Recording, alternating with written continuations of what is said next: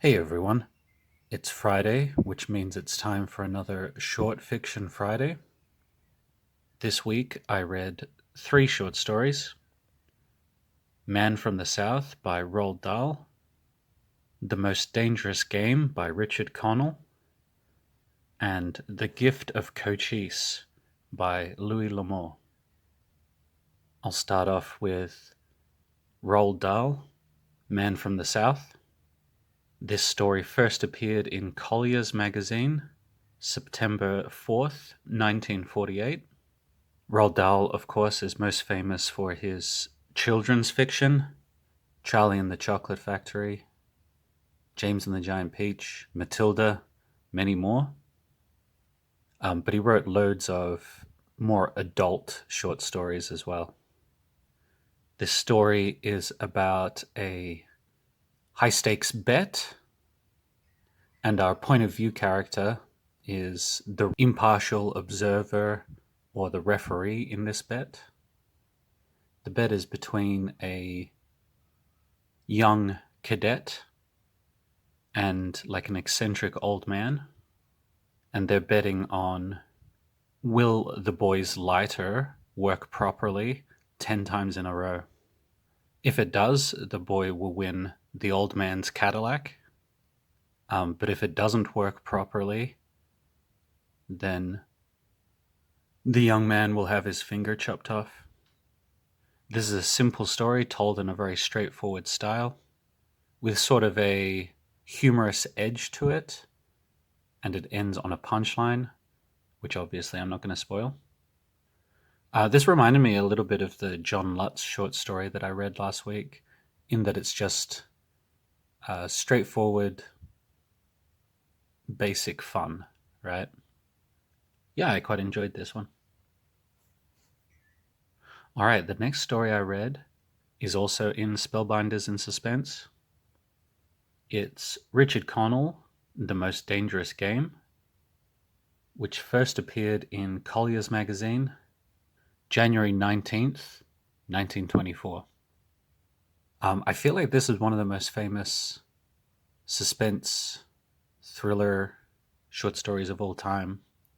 So I kind of feel like I can't really spoil this short story, in the same way that I can't really spoil The Telltale Heart by Edgar Allan Poe. The basic setup here is that there's a big game hunter, Rainsford, who falls off a boat and gets washed up on an island. Luckily for him, the island is inhabited by General Zaroff, and Rainsford and General Zaroff have a shared interest. So they're both big game hunters. But Zaroff is talking about how he's not that interested in hunting anymore because most of it's too easy. Now he's only interested in the most dangerous game, which is, of course, hunting men, right? Hunting humans. This is a really good story. Maybe it has the disadvantage of being too well known now. Because as I was reading it, I was thinking that it was taking a little bit too long to get going. And then the climax, which is the hunting itself, seemed to get wrapped up too quickly. Now, maybe that's a in retrospect kind of thing, because everyone knows the setup of this now, so the slow build doesn't really work for it. But yeah, still, this was really, really good. It was the best short story that I read this week. The last thing that I read this week was Louis L'Amour's The Gift of Cochise. This was first published in Collier's magazine, July 5th, 1952. So this is an all Collier's magazine episode. Weird coincidence.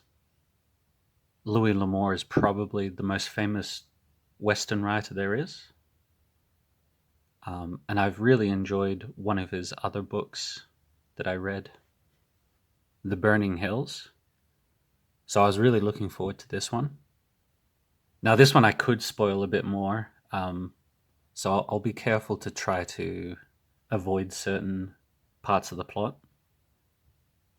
This tells the story of two American characters, Angie Lowe and Ches Lane. And Ches Lane is trying to get to Angie Lo's house.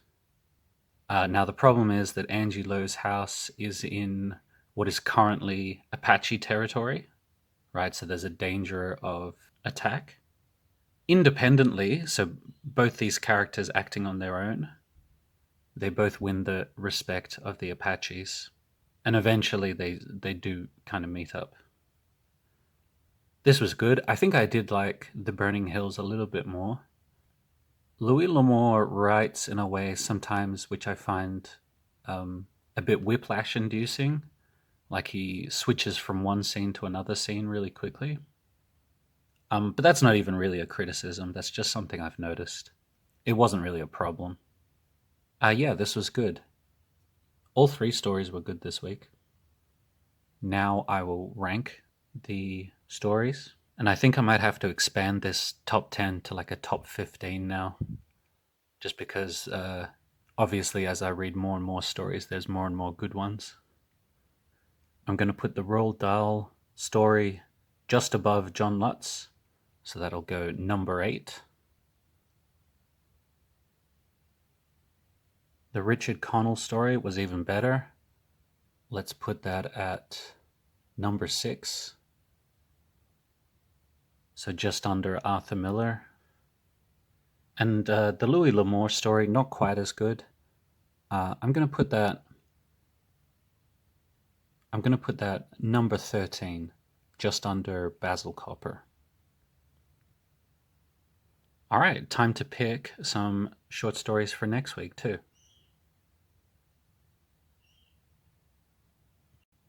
The way this works is very simple. We've got book 1 through to book 6 here.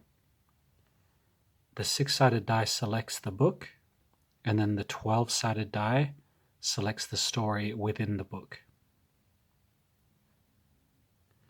All right, first roll.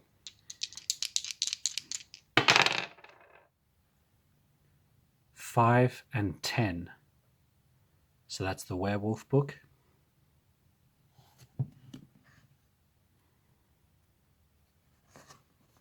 One, 2, 3, 4, 5, 6. Then I skip over the ones with pencil marks. I've already read that. 7, 8, 9, 10.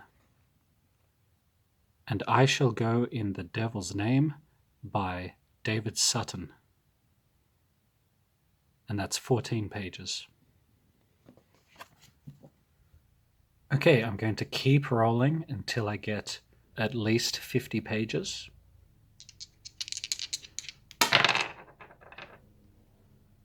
Three and 8.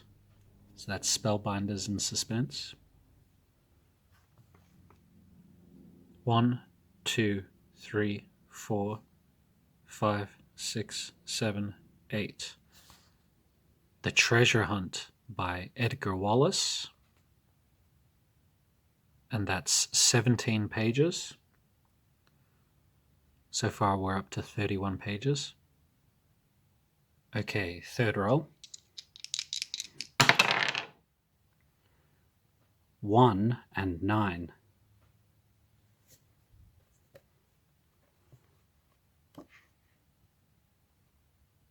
Okay, we don't have 9 stories left in this book, so I'm just going to go with the last one. That's the Larry McMurtry story. The story is The Legend of Billy by Larry McMurtry, and it's 16 pages long. Okay, we're up to 47 pages now. Let's pick the 4th story.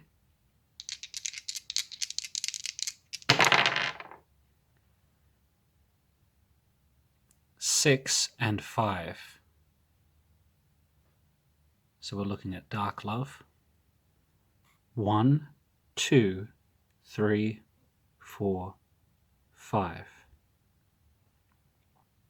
We have Ro-Erg by Robert Weinberg. I've not heard of that author.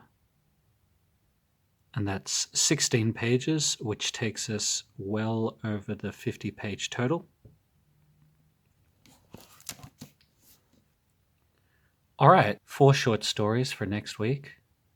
I'll put the reading list up on the screen here. I guess I'm most looking forward to Edgar Wallace and Larry McMurtry.